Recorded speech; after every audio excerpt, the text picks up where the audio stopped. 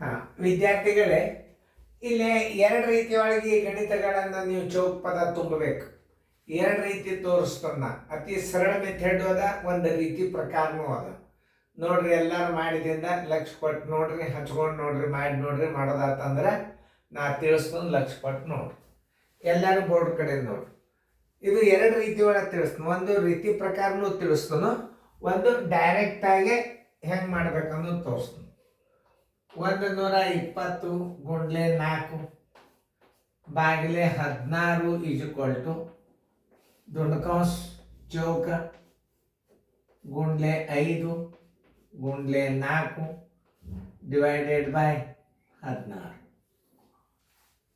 ಈ 16 ಹೊತ್ತು, ಈ 16 ಹೊತ್ತು,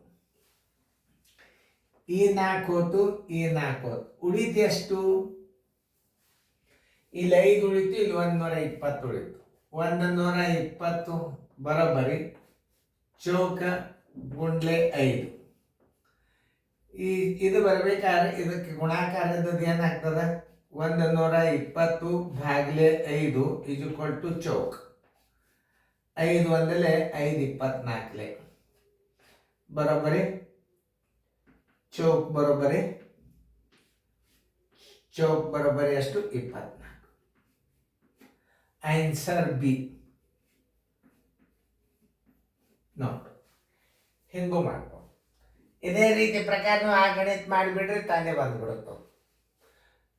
ಮಾಡೋದಾದ ಕೂಡಲೇ ಯಾಕಂದ್ರೆ ಮುಂದಿನ ಗಣಿತಗಳು ಬರ್ತಾವ. ಈಗ ನೀವು ಭಾಳ ಕ್ವಿಕ್ ಆ್ಯಕ್ಷನ್ ತಗೋತೀರಿ, ಯಾಕಂದ್ರೆ ತೇರಿ ತಿಳಿತು ಅಂದ್ರೆ ಭಾಳ ಸರಳ ಬಂದ್ಬಿಡ್ತದೆ. ನಿಮ್ಗೆ ಹೆಂಗೆ ಮಾಡಬೇಕು, ಸರ್ ಹೆಂಗೆ ಮಾಡ್ತಾರೆ, ಇದನ್ನೆಲ್ಲ ಕ್ರಿಯೆಬದ್ಧವಾಗಿ ಮಾಡ್ಕೋತ ಆದ್ರೆ ನಿಮಗೆ ಎರಡು ಒಂದೇ ಆಗ್ತವೆ. ಇದನ್ನೊಂದು ಬೇರೆ ರೀತಿ ಅಂತ ತಿಳಿಸ್ತಾನೆ. ಇದನ್ನು ಹಿಂಗೆ ತಿಳಿಸಿದ್ನು, ಇದನ್ನು ಹಿಂಗೆ ತಿಳಿಸ್ತಾನೆ. ನೋಡಿ, 84 ಭಾಗಿಲೆ 3 ಗುಂಡ್ಲೆ 4 ಬರೋಬ್ಬರಿ ಚಿನ್ನದ. ಇದು ಗುಂಡ್ಲೆ 7 ಭಾಗಿಲೆ 3 ಗುಂಡ್ಲೆ 2 ಗುಂಡ್ಲೆ 2 ಬರೋಬ್ಬರಿ ಚಿನ್ನ. ಇದ್ರ ಉತ್ತರ ಅಷ್ಟೇ ಬರ್ತದೆ, ಇದ್ರ ಉತ್ತರ ಅಷ್ಟೇ ಬರ್ತದೆ ಅಂತ ಅರ್ಥ. ಆದರೆ ಇದಕ್ಕೆ ಇಲ್ಲಿ ಎಕ್ಸ್ ಇಲ್ಲ. ಅದಕ್ಕೆ ಇದ್ರ ಉತ್ತರ ತಂದು ಇದಕ್ಕೆ ಹಚ್ಕೊಂಡು ಬಿಡ್ರಿ, ಇದ್ರ ಉತ್ತರ ತಂದು ಇದಕ್ಕೆ ಹಚ್ಕೊಂಡು ಬಿಡ್ರಿ. ನಾ ಹೇಳೋದು ಅರ್ಥ ಆತಲ್ಲ ನಿಮಗೆ? ಇದ್ರ ಉತ್ತರ ಇದಕ್ಕೆ ಸಂಬಂಧ ಬರ್ತದೆ. ಹೆಂಗೆ ನೋಡ್ರಿ, 84 ಭಾಗಿಲೆ 12 ಕರೆಕ್ಟ್ ಬರೋಬ್ಬರಿ. ಆಮೇಲೆ ಈಗಂತೂ ಚೌಕದ ಇರಲಿ, ಚೌಕ ಗುಂಡ್ಲೆ 7 ಸರ್ವಸ್ ಬಾಗಿಲೆ 3 ಎಳೆ 6 6 ಎಳೆ 12. ಈಗ ನೋಡಿ, 12 ಒಂದಲೆ 12 7 7 ಬರೋಬ್ಬರಿ 7 12 ಅಂಶ. ಈ ಚೌಕನ್ನು ಇಲ್ಲಿ ಇಟ್ಕೊಳ್ಳಿ.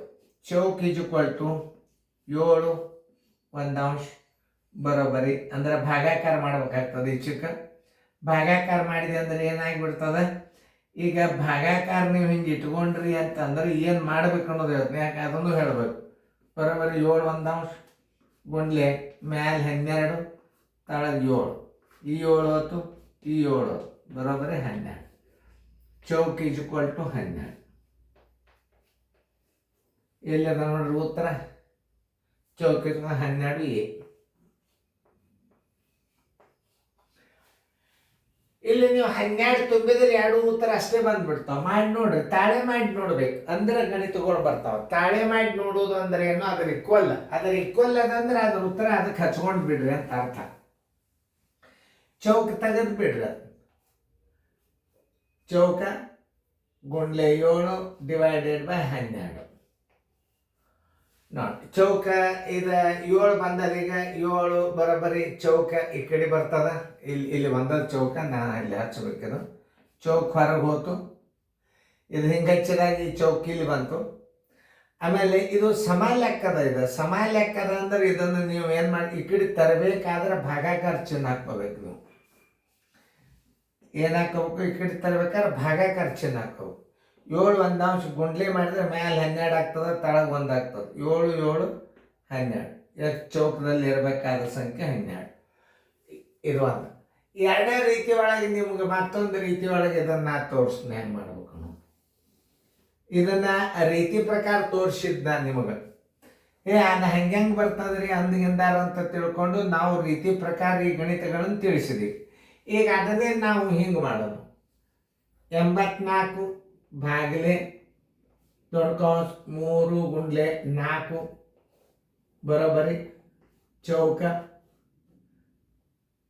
ಗುಂಡ್ಲೆ 7 ಭಾಗಿಲೆ ದೊಡ್ಡ ಕೌಂಸ್ 3 ಗುಂಡ್ಲೆ 2 ಗುಂಡ್ಲೆ 2 ತೆಗೆದು ಬಿಡ್ರಿ.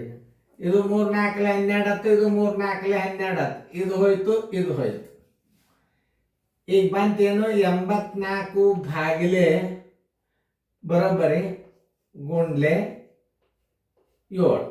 ಈಗ ಇದು 12 ಹೊತ್ತು, ಇದು 12 ಹೊತ್ತು, ಈಗ 2 ಉಳಿದಾವೆ. ಚೌಕ ಬರಬೇಕಾದ್ರೆ ಇದನ್ನ ಏನು ಮಾಡ್ಬೇಕು, ಬಾಗಿಸಿ ಬಿಡ್ರಿ.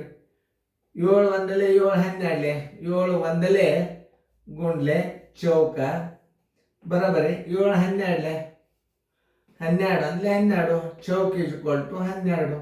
ನೋಡಿ, ಯಾವುದೇ ಒಂದು ಗಣಿತ ಮಾಡಬೇಕಾದ್ರೆ ನಿಮಗೆ ಥಿಂಕಿಂಗ್ ಪವರ್ ಭಾಳ ಇಂಪಾರ್ಟೆಂಟ್. ಇಂಥವೆಲ್ಲ ಗಣಿತಗಳು ನಿಮಗೆ ನಾಳೆ ಬ್ಯಾಂಕಿನ ಎಕ್ಸಾಮ್ದಾಗ ಬೀಳ್ತಾವೆ. ನವೋದಯದಾಗೂ ಬಿದ್ದಾವೆ ಇವು ಗಣಿತಗಳು.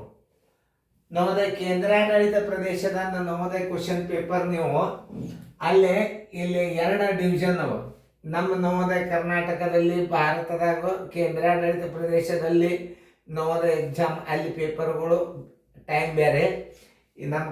ನಮ್ಮ ಭಾರತದಾಗ ಕೆಲವೊಂದು ಏರಿಯಾದಾಗ ಒಂದೊಂದು ಡೇಟ್ಗಳು ಬೇರೆ ಬೇರೆ ಅವ ನವೋದಯ.